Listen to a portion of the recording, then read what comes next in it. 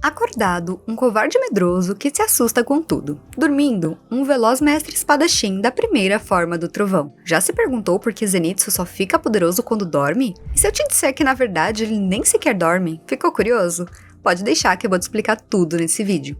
Bom, Killua já apresentou e contou a história do Zenitsu pra vocês. Ele realmente divide opiniões, né? Caso não tenha visto, vou deixar aqui o card e é só clicar aqui em cima. Agora que já viram, peguem a garrafinha de água que a tia Sky vai dar uma palestra pra vocês para saírem daqui não só gostando do loirinho, como aprendendo a identificar algumas coisinhas pra mudarem você também. Como já foi dito, Zenitsu teve muitos abandonos, que levou ele a se sentir insuficiente e a criar um complexo de inferioridade cada vez mais derrubando sua autoestima. O complexo de inferioridade pode ser definido como o sentimento de não estar à altura dos padrões sociais, mas em contrapartida ele leva os indivíduos afetados a compensarem demais essa falta de conquistas, resultando em realizações espetaculares ou em comportamentos sociais exagerados. As principais características desse comportamento são comparações constantes com outros indivíduos que aparentam ter mais sucesso, alta sensibilidade a críticas e qualquer comentário alheio, sendo até mesmo brincadeiras levadas pro lado pessoal, baixa autoestima, falta de amor próprio, uma busca de reconhecimento exagerada onde coloca sua própria vida em risco para agradar os demais, esquiva, que normalmente é uma evitação de situações que causam desconforto, por exemplo, para não sofrer críticas ou se isolar das pessoas, e o comportamento defensivo, que pode ser um exemplo de uma pessoa que não consegue digerir críticas de forma correta e reage com agressividade, tentando sempre apontar defeitos do outro, fazendo fofoca para se sentir melhor. Parando para analisar alguma dessas características, podem ser bem contraditórias, como a necessidade constante de agradar o outro e o isolar-se de todos. Mas isso é porque o complexo de inferioridade afeta cada indivíduo de uma forma. Não precisa gabaritar as características para só então poder dizer que é um caso do complexo. Assim como as medicações também podem reagir de formas diferentes em cada corpo, os transtornos mentais reagem e funcionam de formas diferentes em cada mente. Mas o ponto de falar sobre esse complexo vai vir com o assunto seguinte, já explicado pelo Kyo também. Em determinado momento, quando dorme, Zenitsu simplesmente se torna extremamente poderoso. Mas o que de fato ocorre na cabeça dele que gera esse fenômeno? Para poder explicar isso, vou precisar falar um pouco para vocês sobre como funciona o modelo cognitivo da teoria cognitivo-comportamental na psicologia, carinhosamente apelidada de TCC, e a minha abordagem aplicada na clínica.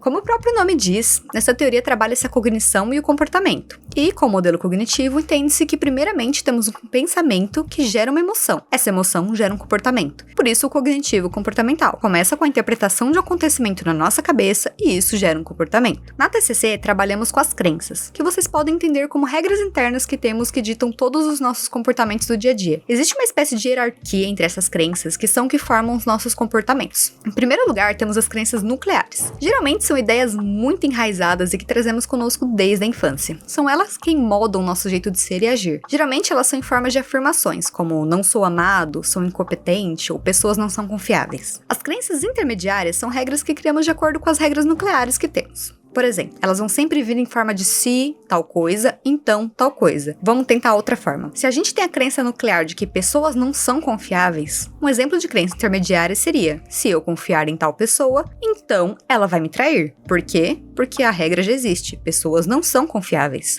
O terceiro e último nível são os pensamentos automáticos. Esses são mais superficiais e temos eles pelo dia a dia. Não dá para controlar pensamentos automáticos. Eles se chamam automáticos por uma razão. E de acordo com sua crença nuclear, esses pensamentos fazem você ter comportamentos inadequados. Lembra o que eu disse lá atrás? Acontece uma situação, logo temos um pensamento automático, esse pensamento gera uma emoção, essa emoção gera um comportamento. Vamos pegar um exemplo mais claro de um pensamento automático. Esse pensamento vai ser baseado na crença nuclear de que pessoas não são confiáveis. Imagina que você está passeando pela rua, e então você encontra um amigo. Só que ele nem olha pra você, ele vai reto embora. Considerando o contexto das crenças, seu primeiro pensamento vai ser: ele tá bravo comigo, eu fiz algo errado, e por aí vai. Com isso, uma emoção negativa vai ser formada. Seja frustração, tristeza, raiva, e provavelmente quando encontrar esse amigo novamente, você não vai conseguir agir de forma delicada. Vai querer chegar já acertando as coisas ou nem vai querer mais falar com ele. Por quê? Porque pessoas não são confiáveis. Deu pra entender? Mais ou menos? Vamos lá. No caso do Zenitsu, o que mais vemos é ele pedir para não ficar sozinho e não enfrentar vilões. Seus pensamentos mais automáticos são: eu não vou conseguir. Logo, ele aplica a regra interna para si mesmo: se eu ficar sozinho, então vou morrer. Bom, deu pra perceber? Além de pensamentos automáticos, temos a crença intermediária. E por que ele sempre pensa isso? Porque ele é incapaz. Essa é a crença nuclear que rege toda a insegurança dele. Se sentir incapaz de trair a mulher que ama, incapaz de cuidar de si, de proteger os outros, de aprender outras formas de respiração do trovão. Lembra do complexo de inferioridade lá em cima? Então, Ele é o culpado do Zenitsu ter essa crença. Sua história de vida e suas experiências levaram a ele a ter uma autoimagem completamente negativa. Eu já falei sobre isso no vídeo de Arcane, repito e sempre irei repetir. Nossa história de vida nos molda. Nossas experiências geram a nossa percepção de capacidade e de qualidade. Quantas vezes não ficamos com medo de tentar um relacionamento ou um emprego novo só porque o anterior não foi bom? Ou de competir em algo só porque perdemos anteriormente? Agora que vocês entenderam, ou assim eu espero, porque eu tentei muito fazer isso de uma forma didática, vocês devem estar se perguntando: tá bom, Sky, mas o que isso tem a ver com o Zenitsu virar o Pikachu modo turbo dormindo? Bom, como vocês também já viram com Ki, o Zenitsu nunca teve ninguém para o proteger. Ele foi abandonado, enganado, e ele sabe o quanto isso dói, além de ter um senso de cavalheirismo enorme. Podemos dizer que ele tem uma crença nuclear de que indefesos têm que ser protegidos, já que ele não foi. Ele quer fazer isso, ele acredita nisso e nos mostra ao longo do anime. Essa crença tá tão enraizada nele que, apesar de mergulhado em medo, Zenitsu dorme. Pensando racionalmente, não faria sentido uma pessoa dormir em meio ao perigo, ainda mais tendo tanto medo. Dormir é o mesmo que pedir pra morrer. Mas ele dorme, e enquanto dorme, ironicamente, ele também desperta. Um garoto poderoso com um único objetivo: proteger os inocentes e indefesos.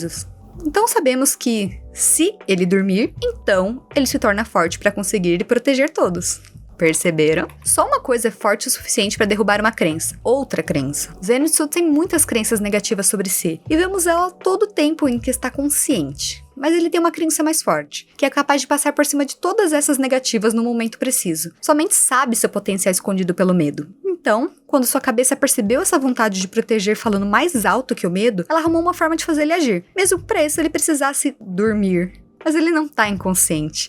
Ele luta por uma razão bem clara. Ele pode se achar insuficiente, mas acima de tudo ele precisa proteger os inocentes. Esse é o Zenitsu, um cara que foi abandonado e sofreu com quase todos que encontrou no caminho. Ele tinha tudo pra simplesmente abandonar tudo e todos e seguir sua vida. Mas não, mesmo acreditando em tudo de ruim que disseram dele, o garoto decidiu que as pessoas precisam ser protegidas, que elas podem ser boas. Ele disse sentir a bondade em Tanjiro. Ele acreditou que Nezuko era uma Oni boa. E é isso que faz tão bonita a história dele. Nós mostrar que podemos ser capazes de superar praticamente qualquer coisa, sejam elas pessoas, demônios e até mesmo nós mesmos, até o nosso próprio consciente.